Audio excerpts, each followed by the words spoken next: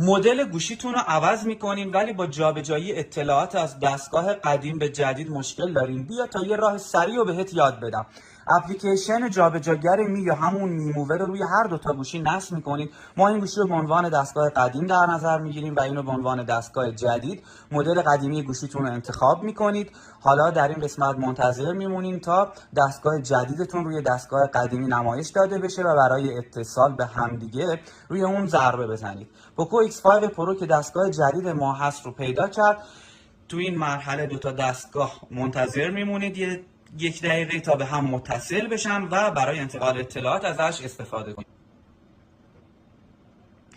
خب حالا دو تا دستگاه به هم متصل شدن. توی دستگاه قدیم میتونین انتخاب کنید که تصاویر، صدا، ویدیو و بقیه برنامه‌های گوشیتون رو که دوست دارین انتقال بدین رو انتخاب کنید و فقط کافی ارسال رو بزنید و منتظر